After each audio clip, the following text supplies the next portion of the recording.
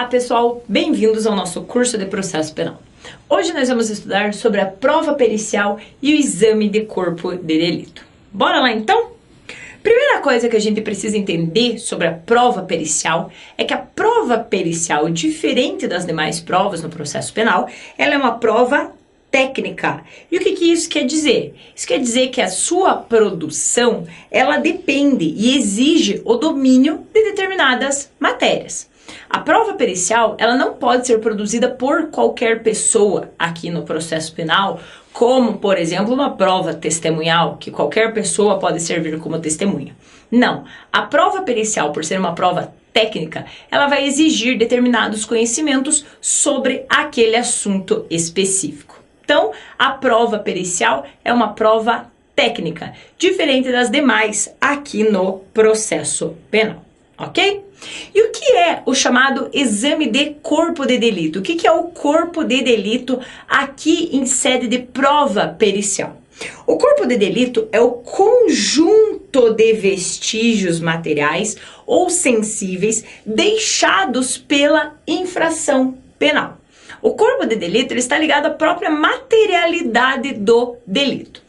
Então, muito cuidado quando vocês forem estudar ou ler sobre corpo de delito, que a gente tem aquela mania de achar que o corpo de delito, por exemplo, num homicídio, num latrocínio, é só o cadáver.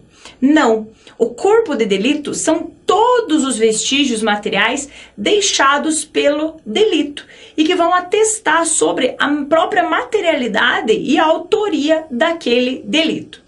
Então, quando a gente fala em corpo de delito, eu não estou falando somente sobre um objeto ou somente sobre o corpo, por exemplo, o cadáver lá que foi deixado naquele delito. Não, eu falo por todos os objetos deixados naquele delito, o conjunto de vestígios deixados por aquela infração penal. Nessa linha, a gente precisa diferenciar aqui exame de corpo de delito e outras perícias.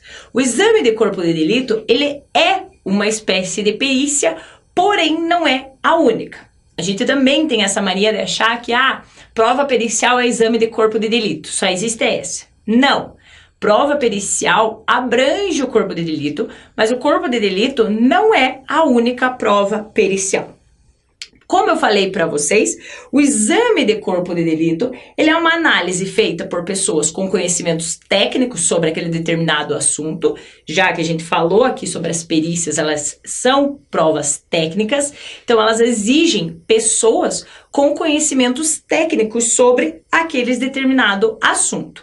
E, novamente, o exame de corpo de delito é realizado sobre os vestígios materiais deixados pela infração penal para a comprovação da materialidade e autoria daquele delito. Então, por exemplo, se a gente imaginar um latrocínio cometido num apartamento, o exame de corpo de delito é realizado em todo aquele apartamento, tanto no corpo ali deixado, como, por exemplo, marcas de sangue, sobre objetos derrubados, sobre, por exemplo, arrombamento da porta. O exame de delito é realizado sobre todo o conjunto de vestígios deixados pela infração penal. E estão ligados, e o corpo de delito, o exame de corpo de delito, está ligado diretamente à materialidade do delito. Já as perícias, no geral, elas são feitas em outros elementos probatórios. E a sua presença ou ausência vai influenciar no convencimento do juiz sobre o crime, ou sobre, de repente, uma qualificadora, sobre uma majorante presente naquele delito. Então, as perícias em geral, vão ser realizadas, de repente, só no cadáver, só ali, só na mancha de sangue, só nos objetos derrubados, em questões pontuais. O exame de delito, o corpo de delito é o todo e as perícias já são individuais. Mas lembrem que perícia, novamente, a gente não está falando só do exame de corpo de delito. Ele é uma espécie de perícia, mas não é a única dentro do processo penal. E a gente vai ver também algumas outras perícias aqui que são realizadas também como prova no processo penal. Além disso, gente, lembre de uma coisa importantíssima. Não é porque a perícia é uma prova técnica que ela é hierarquicamente superior às outras provas produzidas no processo penal. Longe disso.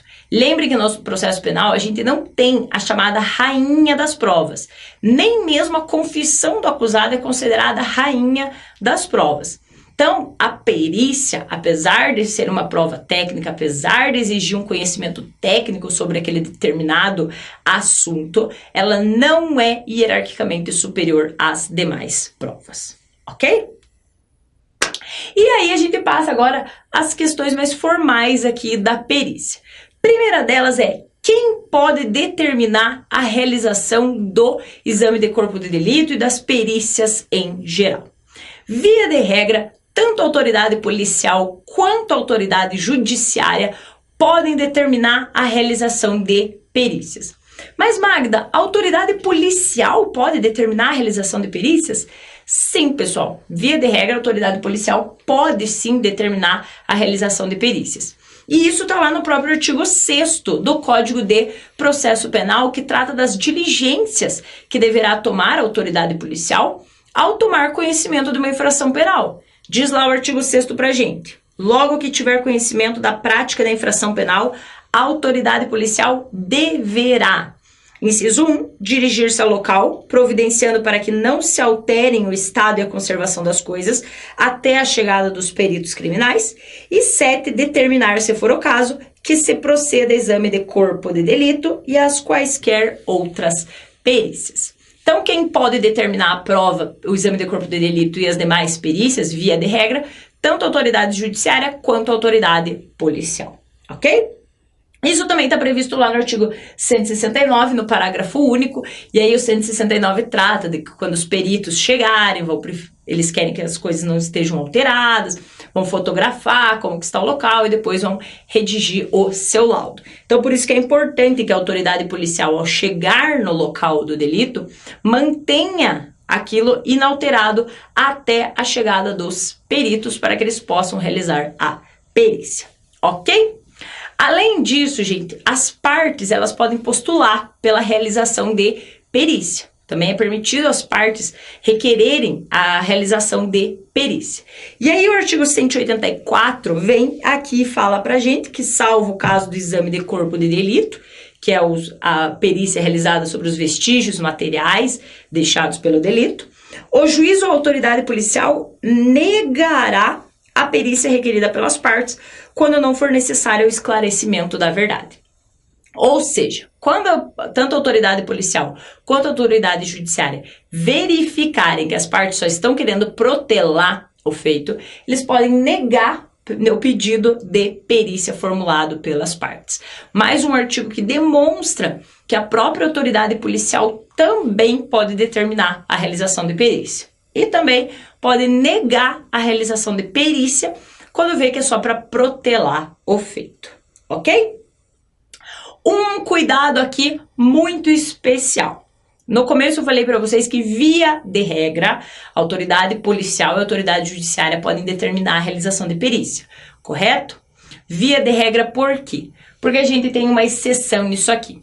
Quando eu tratar do exame de sanidade mental, esse exame aqui somente poderá ser determinado pela autoridade judiciária. A autoridade policial não pode determinar a realização de exame de sanidade mental.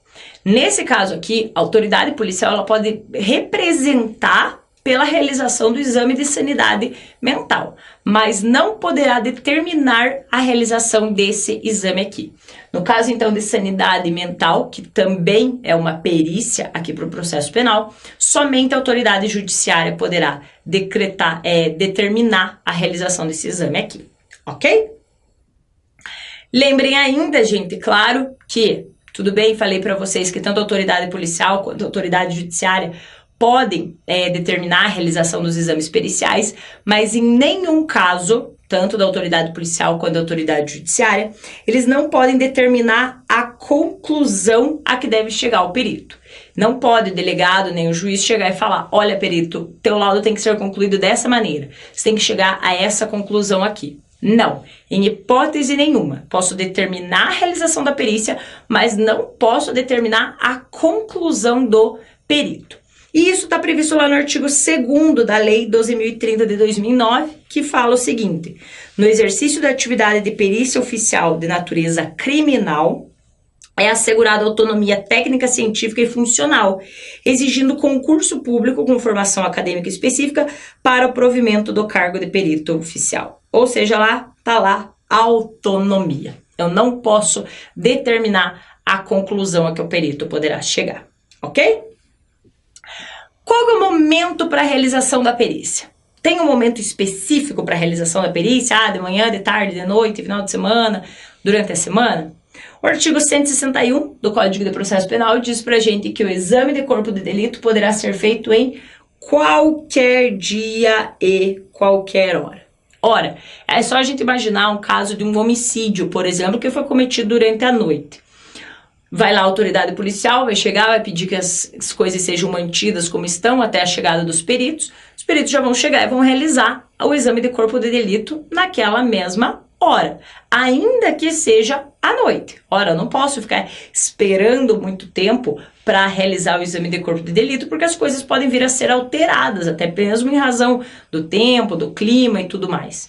Então, o próprio artigo 161 diz que o exame de corpo de delito pode ser realizado em qualquer dia e qualquer hora, ok? Feita a perícia, o exame de corpo de delito, os peritos precisam elaborar o chamado laudo pericial, que é como eles vão trazer o resultado dessa perícia aqui para dentro do inquérito ou já do processo penal. É através do laudo que os peritos trazem as suas conclusões. Então, esse laudo pericial, ele é uma peça técnica. Claro, se a perícia é uma prova técnica, o laudo pericial, ele é uma peça técnica elaborada pelos peritos quando da realização do exame pericial. Então, é no laudo pericial que vai constar a conclusão a que os peritos chegaram. Isso está previsto lá no artigo 160, que diz que os peritos elaborarão o laudo pericial, onde descreverão minuciosamente o que examinaram e vão responder aos quesitos formulados. O laudo pericial será elaborado no prazo máximo de 10 dias, podendo esse prazo ser prorrogado em casos excepcionais a requerimento dos peritos. Aqui, para fins de curiosidade, o laudo pericial ele apresenta 4 partes. Primeira delas, o preâmbulo, que é a qualificação do perito, onde o perito se apresenta, dá sua qualificação, sua formação técnica e o objeto da perícia. Ele vai descrever o que foi periciado, qual foi o objeto daquela perícia. Uma segunda parte do laudo é a exposição, é a narrativa de tudo aquilo que foi observado. Ora, os peritos vão narrar como que estava o local quando eles chegaram, vai narrar a exposição dos fatos ali. Terceira parte é a fundamentação, é os motivos que levaram os peritos àquela conclusão. Ora, ele vai fundamentar, descreveu aqui o que foi feito, agora ele vai fundamentar esse laudo, mostrar os motivos pelo qual ele está chegando naquela determinada conclusão. E a última parte é a conclusão técnica, que é a resposta aos quesitos. Ele dá a sua conclusão a respeito daquela perícia e responde os quesitos que tenham sido elaborados, ok?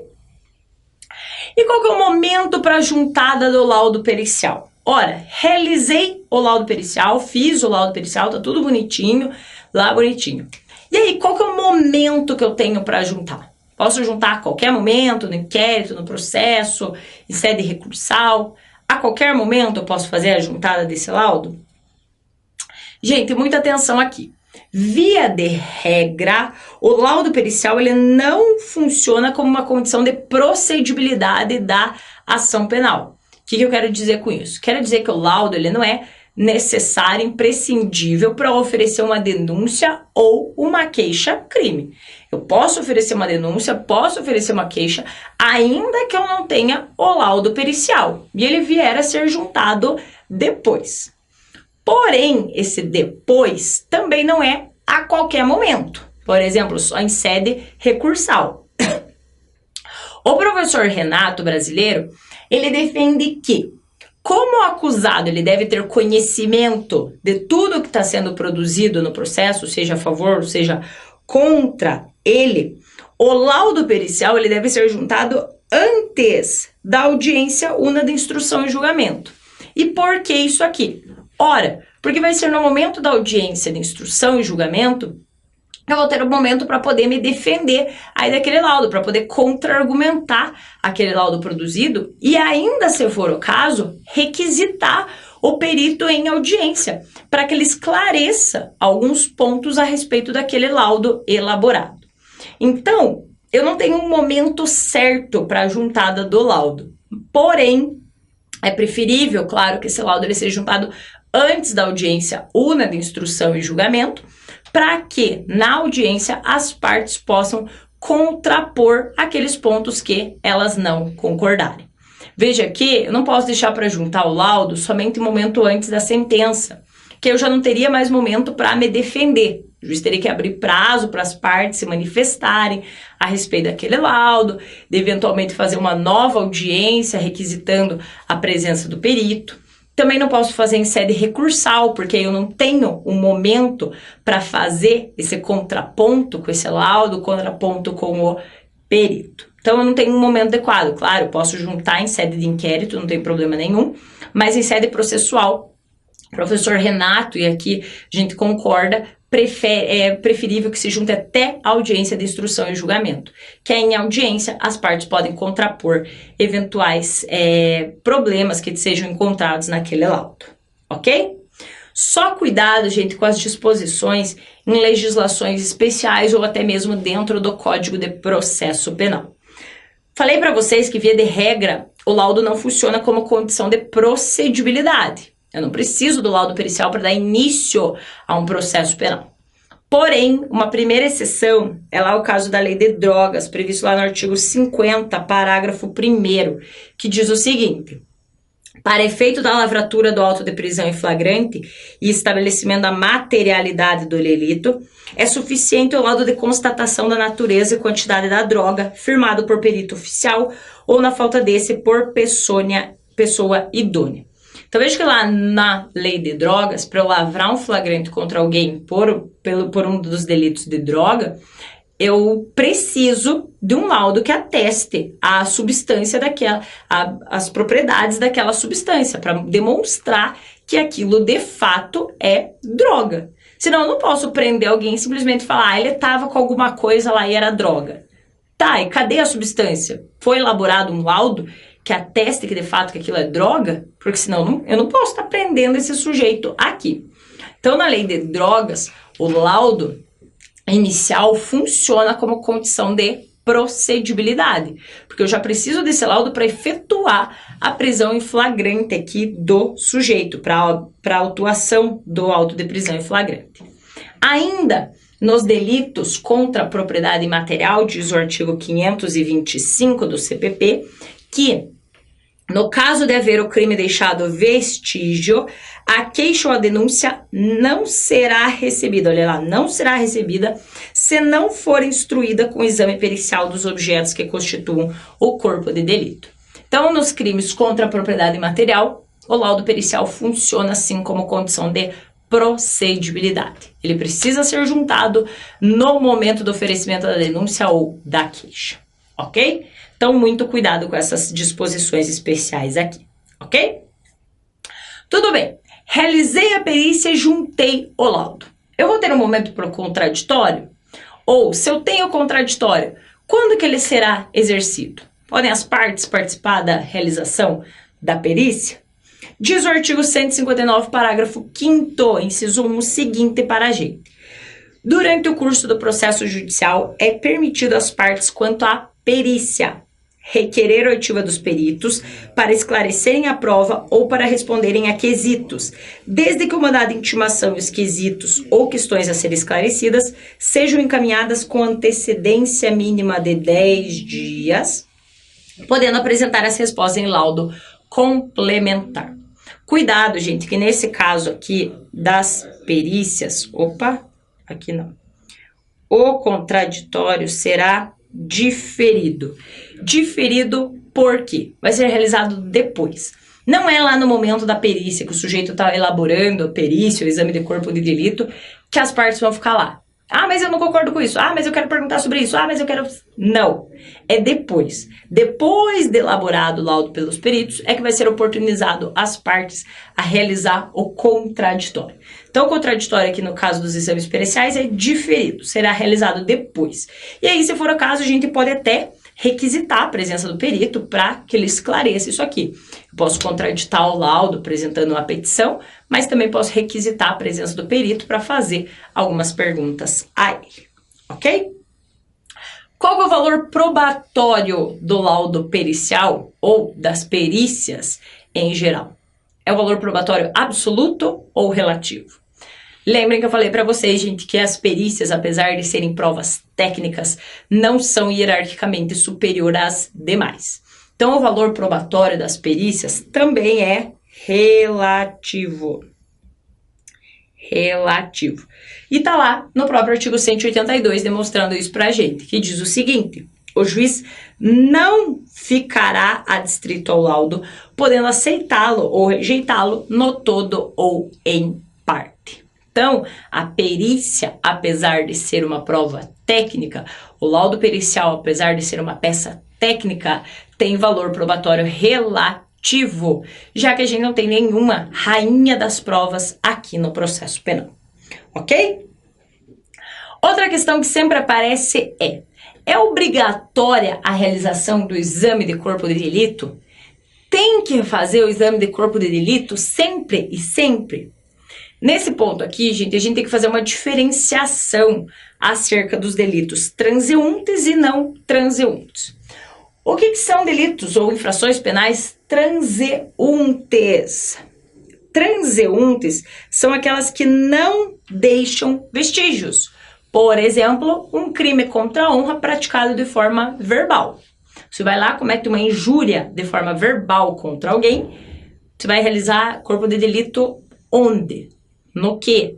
No ar, para pegar o som que já passou? Não, né, gente? A gente não tem como realizar, porque ele não deixa vestígio.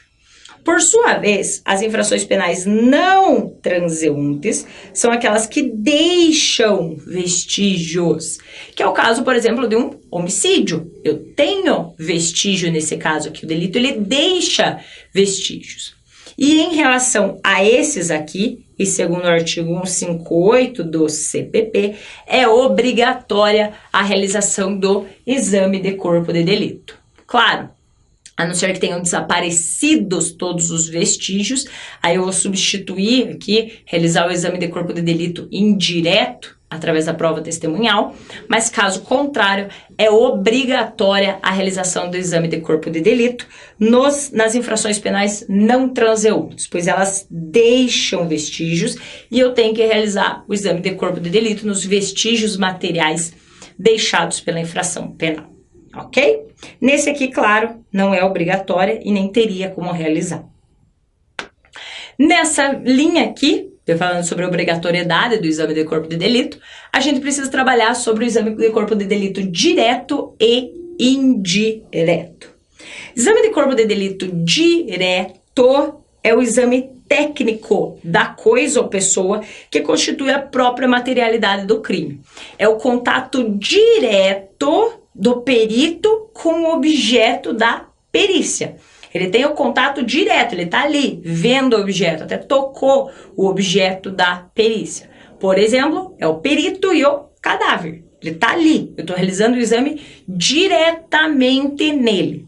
Esse é o exame direto, que está lá no artigo 158 do Código de Processo Penal, que diz o seguinte pra gente: quando a infração deixar vestígios, ou lá os delitos não transeuntes, será indispensável, indispensável o exame de corpo de delito, direto ou indireto, não podendo supri-lo a confissão do acusado. Então veja que não basta chegar o acusado aqui, ó, matei.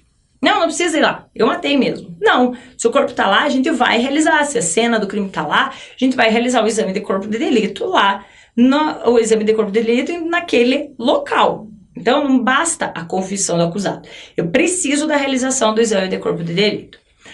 Porém, pode acontecer dos vestígios desaparecerem. Passou muito tempo, desapareceu tudo, sei lá, sumiu. E aí eu não tenho mais como realizar esse exame direto aqui previsto no artigo 158. Não tem como o perito estar em contato direto com o objeto da perícia. Nesse caso, entra o chamado exame de corpo de delito indireto, que está previsto lá no artigo 167 do Código de Processo Penal, que fala o seguinte para a gente: não sendo possível o exame de corpo de delito, por haverem desaparecidos os vestígios, a prova testemunhal poderá suprir-lhe a falta. Então, nesse caso, se eu não tive contato direto ali com o objeto da perícia, a prova testemunhal ela pode suprir essa falta aqui. Às vezes até uma prova documental, de repente, boletins médicos, no caso de lesão corporal. Desapareceram os vestígios na pessoa, não tem mais hematoma, não tem mais nenhum problema, não tem mais nenhuma lesão em si. Posso pegar os boletins médicos, que ela foi atendida lá no hospital, por exemplo, e já serve como exame de corpo de delito indireto. Então, exame de corpo de delito indireto é quando eu não realizo diretamente naquele objeto, não tenho um contato direto com o objeto da perícia. São outros meios que vão suprir a falta desse exame aqui, ok? Dentro dessa questão das perícias, pode acontecer ainda de eu ter que apresentar um laudo complementar. O que é o laudo complementar?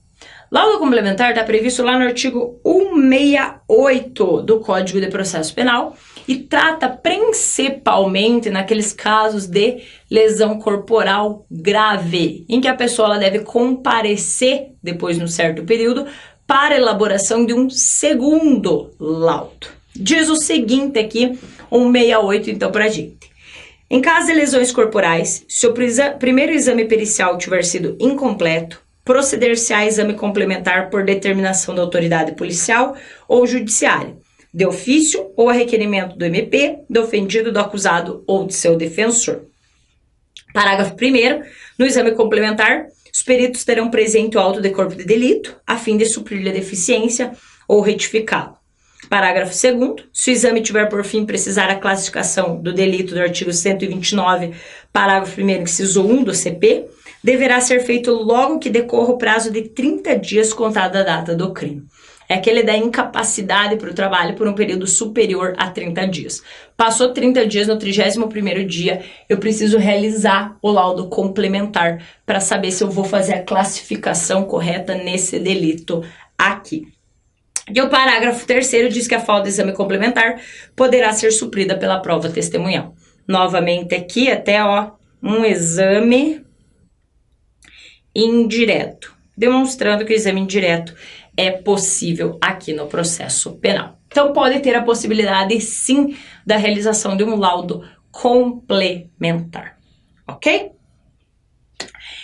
E a ausência? Tudo bem, falei que o exame de corpo de delito é obrigatório. Temos o exame de corpo de delito direto e indireto.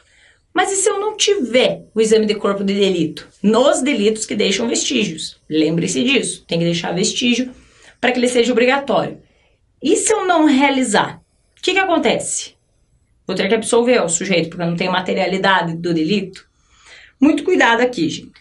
O artigo 564, inciso 3, a linha B, diz que a causa de nulidade absoluta a ausência de exame de corpo de delito, seja o direto e seja o indireto. Porque, claro, se eu não tiver direto, eu posso suprir pelo indireto. Agora, se eu não tiver nenhum dos dois, isso aqui é causa de nulidade absoluta. E boa parte da doutrina defende que, na ausência do exame de corpo de delito, a única solução para o juiz é absolver o acusado por inexistência de materialidade do delito. Já que o próprio exame de corpo de delito está ligado à materialidade do fato, se eu não tenho materialidade, eu tenho que absolver esse sujeito aqui. Então, a ausência do exame de corpo de delito gera nulidade absoluta, ok? Tudo bem, falamos sobre o laudo pericial, sobre as perícias, mas ainda faltou a gente falar sobre os peritos, né? Quem são os peritos, quantos peritos eu preciso para realizar uma perícia, como que funciona essa questão aqui dos peritos. Primeira coisa, os peritos eles são separados em peritos oficiais e não oficiais. Oficiais são os funcionários do Estado e não oficiais não são funcionários do Estado, mas prestam compromisso no momento de realização da perícia, ok? Primeira coisa, número de peritos. Quantos peritos são necessários para que eu proceda um exame pericial? Cuidado, artigo 159 diz pra gente que o exame de corpo de delito e outras perícias serão realizadas por perito oficial portador de diploma de curso superior.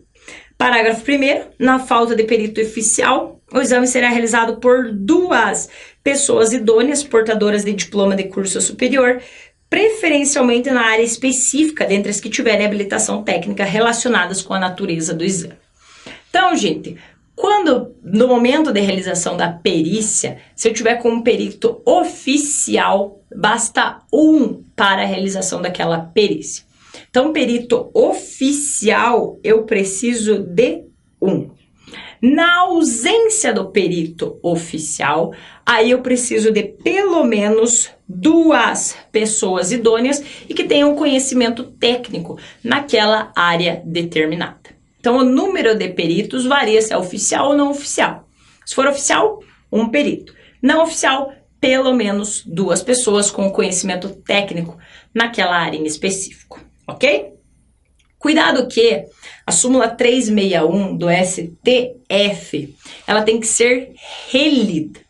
A súmula 361 do STF dizia o seguinte: no processo penal é nulo o exame realizado por um só perito, considerando-se impedido que tiver funcionado anteriormente na diligência da apreensão. Antigamente, exigia-se para a realização da perícia pelo menos 2 peritos oficiais. O Código alterou isso aqui e hoje exige somente um perito oficial. Então, essa súmula ela precisa ser relida da seguinte maneira: no processo penal, é nulo o exame realizado por um só perito não oficial.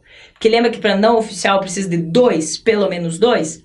Então, falo, nulo realizado por um só perito não oficial, considerando-se impedido que tiver funcionado anteriormente na diligência de apreensão.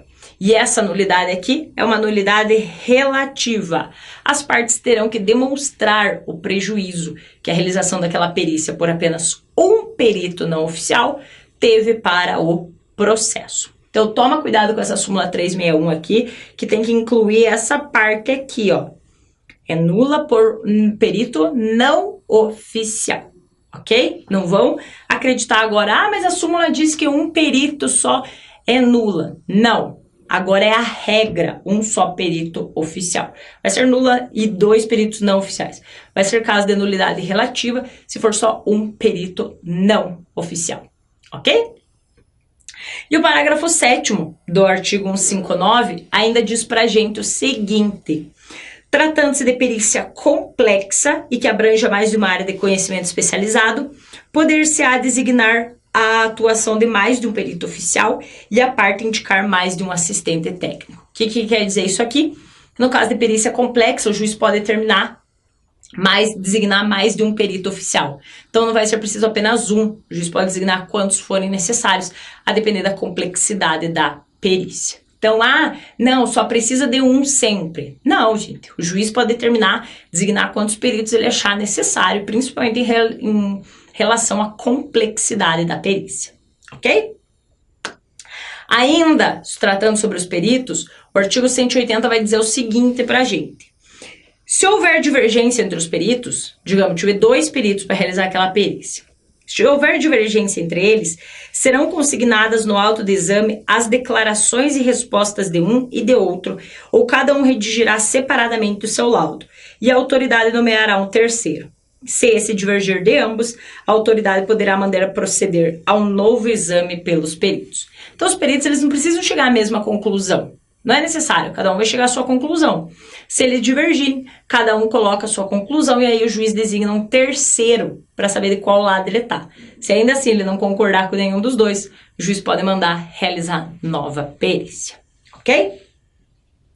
Ainda, a gente viu ali, no parágrafo 7º, até ó, a parte indicar mais de um assistente técnico, que é possível, em tratando-se de exames periciais, que as partes indiquem um assistente técnico, ou mais de um assistente técnico, se for o caso. Cuidado com o assistente técnico, ele não é um auxiliar da justiça, ele é um auxiliar das partes. Por esse motivo, o assistente técnico, ele não é imparcial. Ele é parcial, assim, a sua parte que ele está defendendo. Então, ele não presta compromisso aqui, ele não tem o mesmo dever que os peritos de ser imparcial. Ele é um auxiliar das partes que vai auxiliar as partes a ler o laudo pericial e contrapor, apontar, de repente, alguma falha naquele laudo. Ora, a gente sabe, nem todo mundo tem conhecimento técnico para ler um laudo pericial e entender o que está acontecendo ali.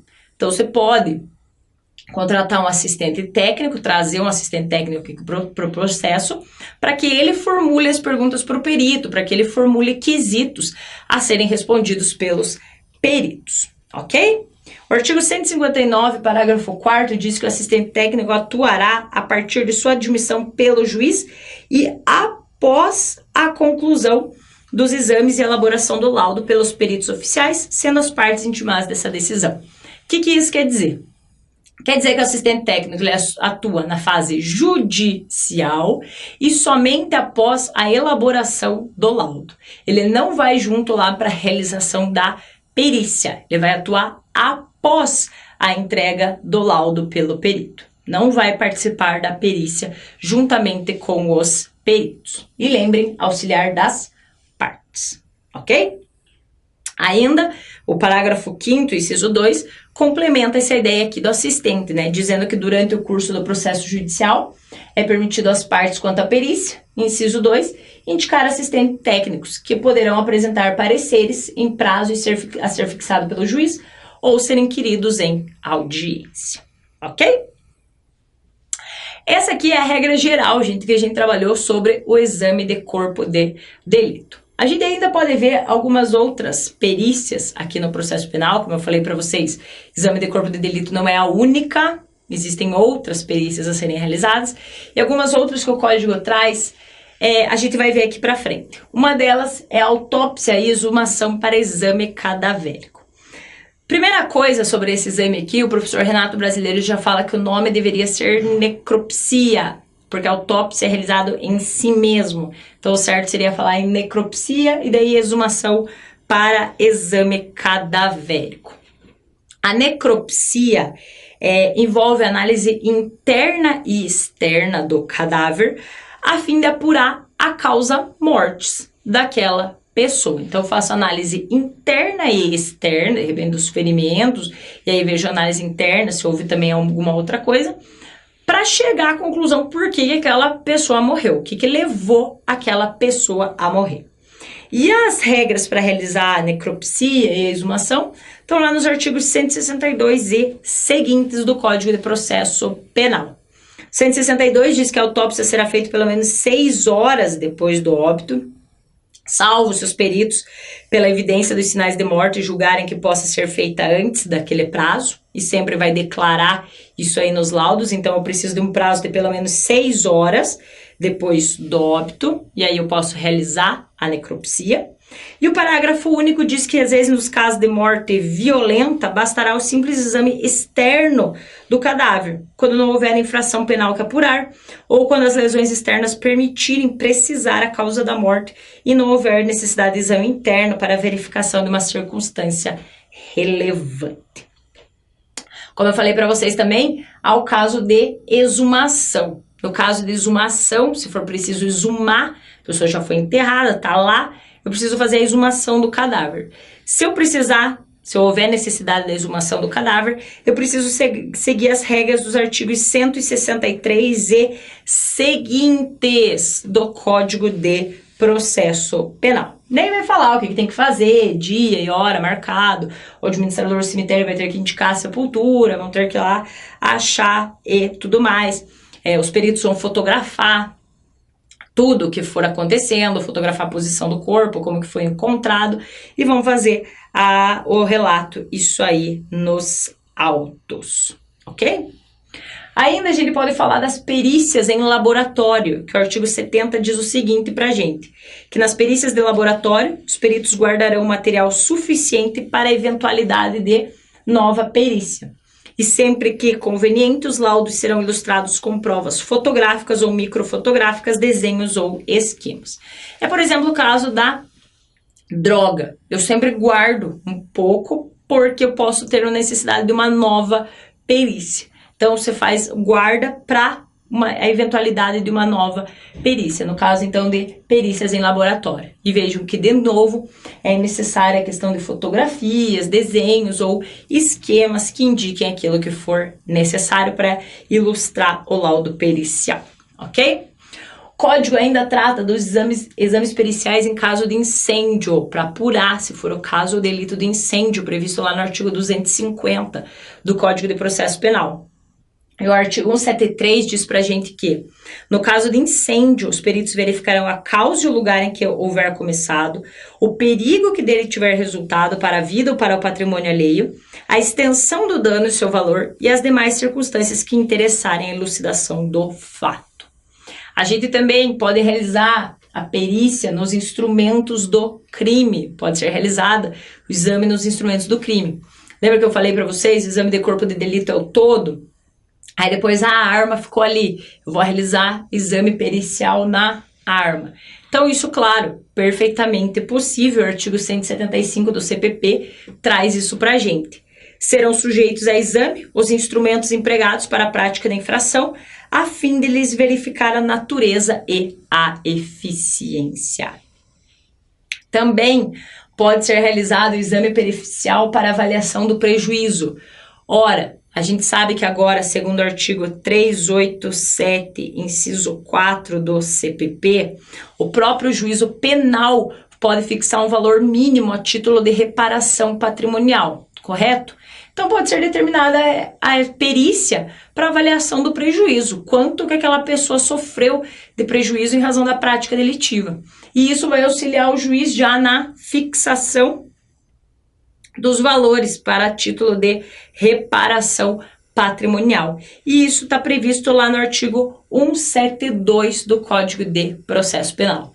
Esse exame aqui, então, tem por fim já a fixação do valor para reparação patrimonial. E por fim, claro, existem ainda várias outras perícias, mas a gente está trabalhando com aquelas do código ali mais especificamente. Em outras aulas a gente vai trabalhar com outras mais específicas. A gente pode realizar o exame dos escritos, que é o exame grafotécnico, para saber quem foi que escreveu, de repente, aquela carta, assinou aquele cheque, quem preencheu aquele cheque. Então, é o exame grafotécnico, previsto lá no artigo 174 do Código de Processo Penal. A gente pode pegar documentos que a pessoa já tem escrito anteriormente e comparar com aquele que a gente quer atestar se foi ela ou não. Pode requisitar a pessoa, digitar algumas palavras para que ela escreva. É recomendado, claro, que não se dite o mesmo texto. De repente eu tenho uma carta, não posso digitar o mesmo texto porque a pessoa pode se ligar e escrever, mudar a sua grafia. Mas eu falo palavras que contenham as mesmas letras, assim. Tem uma palavra com a letra C, eu cito uma outra palavra com a letra C para analisar a grafia. Ok, pessoal? Então, por hoje é só. Espero que tenham gostado. Muito obrigada e bons estudos.